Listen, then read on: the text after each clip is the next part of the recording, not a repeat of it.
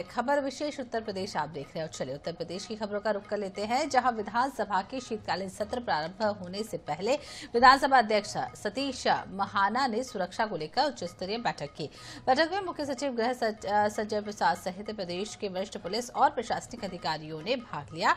इस दौरान विधानसभा परिसर और उसके आसपास की सुरक्षा व्यवस्था, प्रवेश व्यवस्था, यातायात नियंत्रण और आपात स्थितियों से निपटने की तैयारियों की भी समीक्षा की गई है। विधानसभा अध्यक्ष ने अधिकारियों को निर्देश दिए हैं कि सत्र के दौरान विधायकों, कर्मचारियों और आमजन की सुरक्षा में किसी प्रकार की चूक न हो। इधर मुख्यमंत्री योगी आदित्यनाथ ने अपने सरकारी आवास पर बेंगलुरु स्थित WMG ग्रुप के प्रतिनिधियों के साथ बैठक की। बैठक में समारोह की 34 कंपनियों के 58 वरिष्ठ अधिकारी शामिल हुए। इस दौरान उत्तर प्रदेश में निवेश की संभावनाओं, औद्योगिक विस्तार, रोजगार सृजन और व्यापार के अनुकूल वातावरण पर चर्चा हुई है।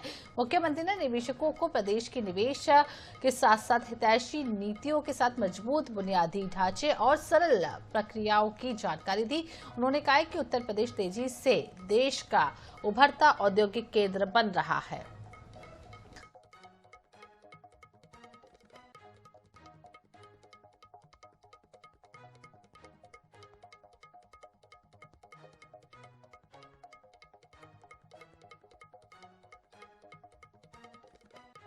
इधर लखनऊ में इंडियन सोसाइटी ऑफ नेफ्रोलॉजी का 54वां अधिवेशन आयोजित हुआ है, जिसमें सीएम योगी ने शिरकत की। इस दौरान सीएम योगी ने कहा है कि संयमित जीवन से क्रोनिक किडनी डिसीज का मुकाबला किया जा सकता है। उत्तर प्रदेश ने 2 साल में इंसेफ्लाइटिस को खत्म कर एक उदाहरण प्रस्तुत किया है। इसके अलावा उन्होंने बताया है कि 2017 के बाद प्रदेश के सरकारी अस्पतालों को धन की कमी नहीं होने दी गई है।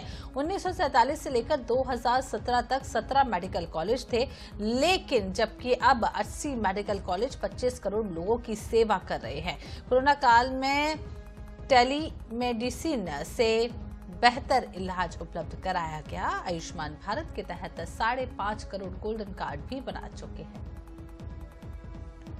आप लखनऊ में आए हैं, स्वाभाविक रूप से उत्तर प्रदेश की राजधानी है और लगभग 75 लाख की आबादी इस जनपद में निवास करती है। उत्तर प्रदेश भारत की आबादी का सबसे बड़ा राज्य है। 25 करोड़ की आबादी उत्तर प्रदेश में निवास करती है। इस पूरे राज्य में, जिसको आप भारत की आत्मा के रूप में भी मान सकते हैं,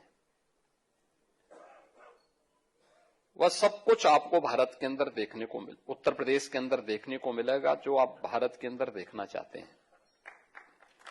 यहां पे दुनिया की सबसे बड़ी गैदरिंग महाकुंभ के रूप में आपने प्रयागराज का सुना होगा,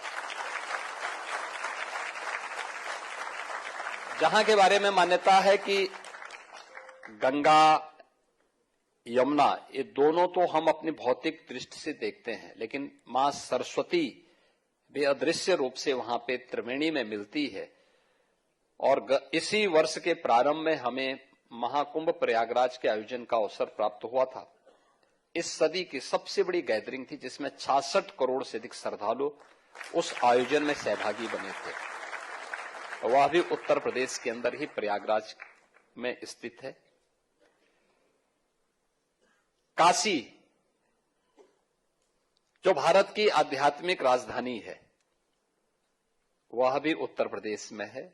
और बाबा विश्वनाथ के पवित्र धाम के माध्यम से आज प्रधानमंत्री मोदी जी उत्तर प्रदेश में देश की संसद में उसी वाराणसी यानी काशी से प्रतिनिधित्व करते हैं। मेरे सहयोगियों ने आपको अभी बताया है कि अयोध्या में 500 वर्षों के इंतजार को समाप्त करते हुए अब प्रभु श्री राम लला का भव्य मंदिर बन गया है। रामलला वहां विराजमान हो गए हैं। इधर उत्तर प्रदेश के उप मुख्यमंत्री ब्रजेश पाठक ने समाजवादी पार्टी के मुखिया अखिलेश यादव पर कड़ा प्रहार किया है और डिप्टी सीएम ने कहा है कि अखिलेश यादव जिस पीटीए की चर्चा करते हैं वह वास्तव में पर्सनल डेवलपमेंट एसोसिएशन है।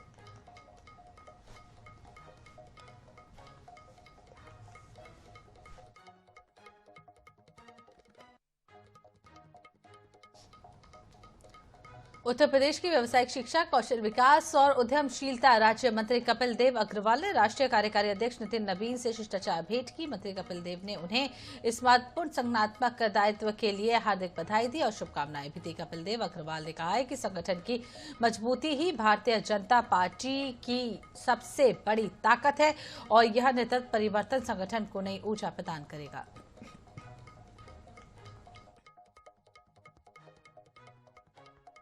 लखनऊ में नगर विकास और ऊर्जा मंत्री के शर्मा ने महापौर सुषमा खरकवाल के साथ नवनिर्मित राष्ट्रीय प्रेरणा स्थल का निरीक्षण किया और मंत्री ने परियोजना की प्रगति की समीक्षा करते हुए शेष कार्यों को जल्दी पूर्ण कराने के निर्देश दे दिए। मंत्री ने कहा कि राष्ट्रीय प्रेरणा स्थल लखनऊ के लिए एक आदर्श और प्रेरणादायी केंद्र बनेगा। इसके अलावा निरीक्षण के दौरान खैला डंपिंग पर भी लेगेसी वेस्ट की समस्या और उसके समाधान को लेकर चर्चा की जाएगी। कथावाचक अनुराचार्य की मुश्किलें बढ़ती नजर आ रही हैं। बीते गुरुवार को मथुरा में सैकड़ों की संख्या में एकत्रित हुए पत्रकारों ने कथावाचक अनुराचार्य के खिलाफ नारेबाजी की, साथ ही हाथों में तख्तियां लेकर कलेक्ट्रेट कार्यालय पहुंचे। आक्रोशित लोगों ने जिलाधिकारी से मुलाकात कर उन्हें ज्ञापन सौंपा, साथ ही कार्रवाई की मांग की गई है। नेशनल हेराल्ड मामले में राउस एवेन्यू कोर्ट ने ईडी की चार्जशीट पर संज्ञान से मना कर दिया है। ऐसे में कांग्रेस ने आक्रामक रुख अपनाते हुए प्रदेश के कई जिलों में विरोध प्रदर्शन किया है।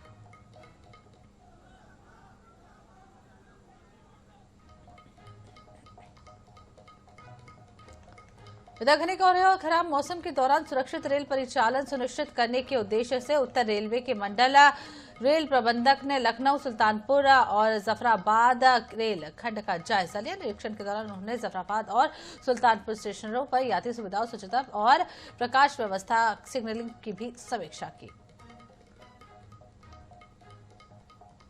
लखनऊ के चिल्ड्रंस पैलेस का वार्षिक उत्सव भव्यता के साथ मनाया गया। कार्यक्रम का शुभारंभ महापौर सुषमा खरकवाल ने दीप प्रज्वलन करके किया।